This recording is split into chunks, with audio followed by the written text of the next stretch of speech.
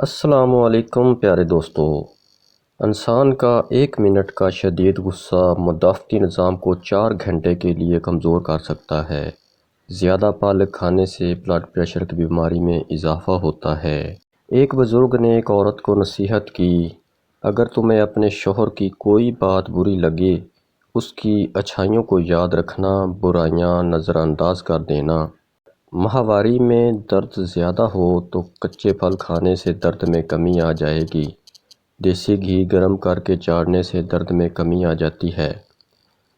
ناشپاتی معدے کی اصلاح کرتی ہے اور اسے طاقت دیتی ہے۔ ناشپاتی کھانے کے بعد اور سفرجل کھانے سے قبل کھانے سے زیادہ فائدہ ہوتا ہے۔ جس کو دل گھٹنے کی بیماری ہو، کھانے کے بعد ناشپاتی کھا لے۔ پاؤں میں سوزش آنے لگے تو یہ گردوں میں پتھری ہونے کی نشانی ہے۔ اچھی باتوں میں روشنی ہوتی ہے، خوشبو ہوتی ہے، شفا ہوتی ہے۔ اچھی باتیں آپ کے ماحول کو خوشبودار اور صحت بخش بنا دیتی ہیں۔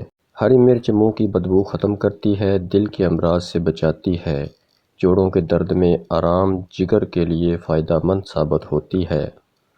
بچوں کے جسم میں کمزوری ہو جائے تو بچوں کو دودھ اور سنترے کا رس پلاؤ، کمزوری ختم ہو جائے گی۔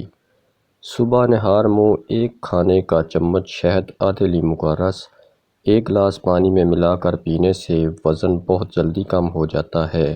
جس کا پیٹ بھینس کی طرح باہر آ جائے وہ لہسن کا تیل اپنے انگوٹھے پر لگا کر ناف میں لگا دیں، چربی پگھلنا شروع ہو جائے گی۔ کھجور کو دہی کے ساتھ کھانے سے چھاتی صاف رہتی ہے۔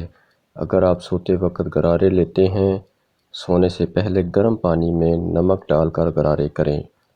خون میں چربی اور شوگر۔ کھانوں میں دار چینی، ہلدی، سونف، سفید زیرہ اور کالی مرچ جیسے مصالحوں کا استعمال بڑھائیں، خون میں چربی اور شوگر نہیں بڑھے گی۔ اگر تمام بیماریوں سے بچنا چاہتے ہو تو کھانا کم کھاؤ۔ جن لوگوں کا ہاضمہ ٹھیک نہ رہتا ہو ان کو گنے کا رس پلا دو، ہاضمہ بہتر ہوگا۔ فجر اور عصر کی نماز کے فوری بعد سونے سے عقل کمزور ہوتی ہے۔ جس گھر میں صبح جلدی صفائی ہو جاتی ہے، ایسے گھر آباد رہتے ہیں۔ کالے چنے کے 11 دانے رات کو گرم پانی میں بھگو دیں اور صبح نہار منہ کھا لیں اور پانی بھی پی لیں، انشاءاللہ چند دن میں گھٹنوں کا درد ختم ہو جائے گا۔ حضرت جابر رضی اللہ عنہ فرماتے ہیں، کوئی مشکل پیش آتی ہے، اس وقت بدھ والے دن ظہر عصر کے درمیان دعا کرتا ہوں، قبول ہو جاتی ہے۔ سردی کے موسم میں گرم مشروبات اور نیم گرم پانی زیادہ پئیں۔ اپنے جسم پر گرم کپڑے پہن کر رکھیں۔ بوڑھے افراد اور بچوں کا خصوصی خیال رکھیں۔